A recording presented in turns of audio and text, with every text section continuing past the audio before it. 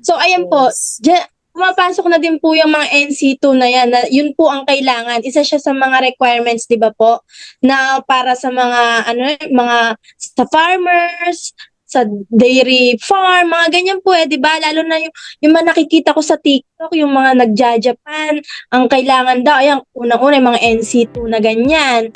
Kaya naging uso po yung sa TESDA na yan naging parang nag-expand sila, 'di ba po? All over the marami na dito sa Cabanatuan, kadami na pong nagkalat ng mga TESDA parang school ganyan, 'di ba po? So ayun po, talagang malaking tulong siya lalo na yung mga sa pamilya yung hindi na kayang mag-college nung mga kabataan, malaking tulong talaga siya kasi yun nga parang doon mabibigyan ka na agad ng ng way mo para mag-work ka na. Yun naman po ang ko sa kanya. Yan, tama po iyon. Yun nga po, parang sa susunod pong topic natin, connected din po ito. Tama po ba? Yes. Opo, yes. Ang next topic natin is yung college and career ready. So, dito na nga po pumapasok yung kapag nakatapos ka ng K-12 at nag-take ka ng TESDA. So, ano yung ipo-pursue mo? Magka-college ka pa ba? Or dun ka na sa career na gusto mo, yung sa NC2 na nakuha mo? Dun yung parang may confusion pa 'di ba? Kasi yung katulad po yung kapatid nung boyfriend ko, graduating siya, malapit na siyang gumraduate, di ko na lang sasabihin kung saang school. Ngayon, dun pala sa school na yon nare-required yung TESDA. Sabi ko nga, bago gumraduate po yun tatlong courses pa po yung pinakukuha sa TESDA. So sabi ko, bakit magte-TESDA pa? Kaya ka nga nag-college Dahil dapat kung magte-TESDA pa pala, bakit ka pa nag-college? Yung parang ganun po, hindi ko siya masyadong ma-express dun kung ano yung gusto kong sabihin dun sa boyfriend ko kasi baka syempre naman siya sa akin, bakit nakikialaman ko yung nila. Yun po, dun po sa school naman, bakit ni-required nila yung TESDA pa? Parang another gastos, nag-K-12 ka na may 2 years ka na nga nagginugol na gastos. Tapos before ka pang gumraduate ng college, meron na naman 3 courses po. Magkano yun? Yun na naman, yun po yung ko sa kanya. Ang gulo, para sa akin po yung school na yun parang ang gulo niya. hindi ko po masabi kung anong term. Ayoko na lang Yun po. Opo. Yun naman siya, ma'am.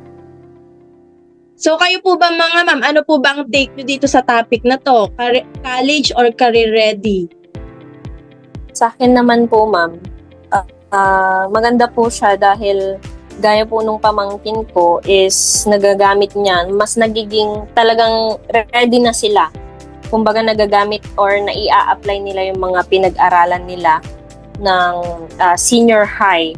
Kasi ang ginagawa niya is nagbebenta siya ng mga fish balls, ganyan, para makatulong din sa pag-aaral niya kahit pang pamasahe lang or pang allowance lang niya. So maganda yun, kumbaga nagiging ready talaga sila sa susunod na step nila sa career nila. Yun lang po, ma'am. Ito po, ma'am Faye. Career ready, college and career ready po. So, in my experience po, nung na-share ko na rin kanina, hindi po lahat ng mga nakapagtapos ng grade 12 is career ready po talaga. Kasi hindi lahat ng estudyante na nag-take ng mga strand, yun na po talaga yung kukunin nilang or connected subjects na kukunin nila sa college. So, most of my batches as well po, is hindi naman yun yung kinuha nilang course.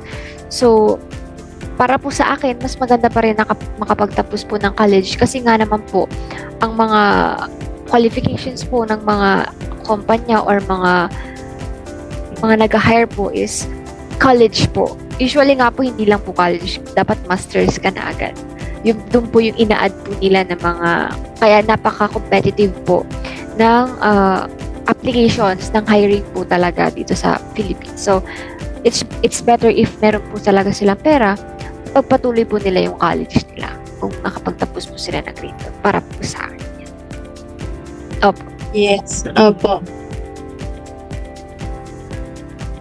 Ayan, so ayun nga, merong disadvantage din minsan. So, depende rin sa bata siguro. So, dito naman sa last topic natin is global standards. So, yung mga K-12 graduates na yan ay kumbaga mas qualified na sila pag nagpunta sila sa abroad para mag-work. Gaya sa atin, di ba, mga teachers, hiring ngayon, napakaraming applicants na nagpupunta sa ibang bansa para magturo, wherein hindi na sila nag-aaral ulit. So, siguro depende pa rin sa field, gaya sa mga medical courses, siguro kailangan nila ng iba pang training doon pagdating doon.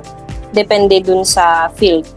Kagandahan dito, mas globally competitive na yung mga graduates ng K-12. Dahil, di ba, tayo na lang yata yung hindi nakakasunod sa standard globally. So, maganda tong K-12 para mas ma-ready tayo kahit kahit outside Philippines. So, yun po mga ma'am. Kayo po, ano pong masasabi nyo sa standard na naitutulong ng K-12? Global standard. Okay. Napag-usapan po kasi natin yung global standard. Before siya i-implement yung K-12, di ba ang usap-usapan noon ang bali-balita? Kasi daw, ang Philippines na lang daw po sa Asia ang hindi nakakasunod doon sa standard na yon. So, ang naalala ko pa nun si Pinoy pa yung president natin kaya maraming galit kay Pinoy nun dahil sabi nga dadagdagan daw ng 2 taon, ganyan. So tama naman na naipatupad dito sa Pilipinas yung K-12 kasi nga po, yun katulad nga nun, global standard, tayo na lang sa Asia yung hindi. So nung naipatupad siya, na-implement ba ng maayos? Yun po kasi yung tanong dun na-implement ba siya ng maayos? Yung mga nakagraduate ba ng talagang nakapagtrabaho agad? Di ba yun po yung mga tanong Kaya nung nitong nakaraan lang po, di ba meron ding sabi-sabi ulit na aalisin na daw. Na na balitaan nyo po ba yun? Aalisin daw yung K-12, Eka. Opo, Aalisin ayan. na daw yung 2 taon. Opo, para sa mga nakarinig ng ganyan at parang naka-enroll po sa second batch po ako ng K-12, parang hindi naman tama. Parang hindi magandang pakinggan yun. Ang unfair. Kasi, syempre, kawawa naman yung mga nauna. Gumastos sila. Ibabalik ba ng gobyerno yung time, yung pera na naubos? Di ba hindi naman? Tama. So, tsaka, ang hirap na pong alisin nito. Kunwari, gusto man nga nilang alisin. Kahirap na. Napaka-unfair sa lahat ng gumraduate ng K-12. Yun naman po. Pero, on the other hand po, maganda talaga siya kasi nga po, nakasabay tayo globally. Yes. Tama Yung mga skills po na hinahanap nga sa ibang bansa, ayun, parang nakakasunod na tayo. Yun naman po. Opo, Yun naman po yung take ko sa, global standard. tama naman po. So, ganito po, para po sa akin, global standard, tama naman po na in-implement nila yung K-12 para nga naman po makasabay sa iba't ibang bansa na mas ahead po sa atin. Yun nga lang po, feeling ko po ay hindi na implement na maayos, lalo na Maayos. hindi lang naman estudyante ang nagulat, diba? Mga teachers din po yung mga nagulat kung ano yung mga susunod na subjects. Kaya parang bigla tayong na-shock, na-culture shock agad na may K-12 agad, ang daming subject agad this year, hindi na-implement agad. Kaya parang noong mga panahon na po yun, nakita nila na until now or until last year na parang unti lang yung mga nakakaroon ng trabaho or nagkakaroon ng better qualifications, mga nakatapos ng grade 12, hindi agad nakakakuha ng trabaho. Kaya po siguro ang ginawa po nila ngayon, parang yun nga po yung topic nila na or issue nila na tatanggalin yung K-12. Tatanggalin, yes. Opo. Yes. Ang pinaliwanag naman po sa akin is tatanggalin daw po yung ibang mga subjects. So parang magfo-focus sila doon sa mga subjects doon sa strand. So parang babawasan po nila yung ibang subject. Which is dito po sa Baguio, parang meron na po silang school na pinag-i-implementan nung bagong grade 12 na yun. Opo. Yun po yung na-explain sa amin doon. Yun nga po ang tanong, bakit hindi po yun yung ginawa nila noon para mas connected or mas related talaga Naging- yung subject. Yes, opo. Yun. Yun nga po yung So, so there you have it. Sorry po, ayan na naman ako.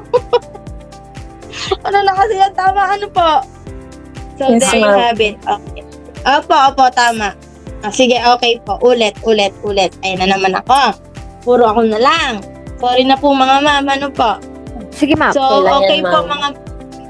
mga ma'am. Yung, ayun nga po, yung mga napag-usapan natin na yan, na sa K-12 nga po,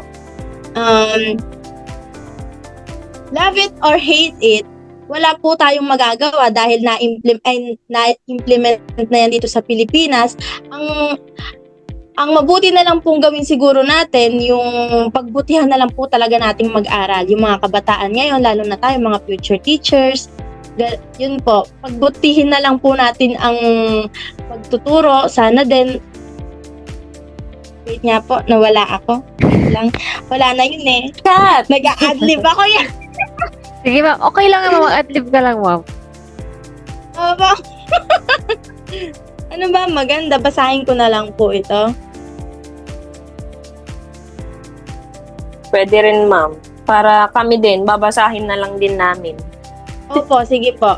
Sige. 1, 2, 3, go! So, mga ma'am, there you have it. Those are the key features of K-12 law. Love it or hate it, it's the goal of the program that the student needs to, ano ba to? Mali. Ma'am, itagalog Ulit, niyo na lang, ulit. ma'am. Mag-adlib ka na lang, ma'am. Ulit. Mag-adlib ka na lang, ma'am. Wait po, kasi kapag nag-adlib ako, parang hindi magiging connect yung baka iba yung masabi, yung sasabihin kong adlib ko, baka hindi siya maging connected sa susunod na sasabihin mo, ma'am. Hindi, ma'am. Parang Kasi tatanong ako, ma'am. So, ayan. Ayan na po, parang ganon. Iyan po yung mga features ng K-12 law sa simpleng paraan. Parang ganon, ma'am. So, love it or hate it, ang pinakang goal. Yan pa. Maggamitin nyo lang, ma'am, yung English language. Parang ganon. Okay. So, ulit. So, there you have it. Love it or hate it. Yun po talaga yung mga hirap. Wait lang po. Ma'am, ikaw na nga mag-start. Para ako na lang yung mag-end. Total, ako naman nag-start kanina para ako din po yung end kaya. Apo. Ano po? Ako na lang yung end, ma'am. Ako na lang daw. Sige, ma'am. Ako na lang kay Ma'am Raven. Sige. Ma'am, Palit na lang po kayo. Ma'am Lia, Paano ikaw ba? na lang po sa pangalawa. Tapos pangatlo po si Opo. Jackie. Okay, What sige do po. you think? Hindi ko alam sasabihin din.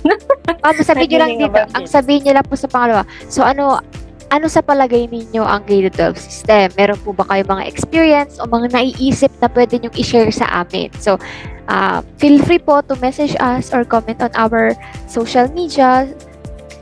We'll love to hear from you po. Ganun. Or kahit yun ang sabing, Kaya po ba? Sige. Ako na nga po. Nagkakanda ano-ano tayo. Sige, ako na po ulit. Pasensya na po. Na baka magkanda ano-ano pa tayo eh. Sige po. 1, 2, 3, go. So, there you have it. Those are the key features of K-12 law. So, love it or hate it, the goal of the program is to help the student grow more, learn better, and prepare for the life after school. But it is really enough. What do you think, mga ma'am? yan. Okay po. So, ano nga po ba yung mga naisip nyo sa K-12 system? Meron po ba kayong mga experiences or mga naiisip na pwede nyong i-share? So, feel free po to message us or comment on our socials. We'd love to hear from you po. Yan. So, salamat po sa pakikinig sa EduTalk PH. Don't forget to follow for more episodes on Philippine Education. Until next time, keep learning and keep growing. Bye-bye po.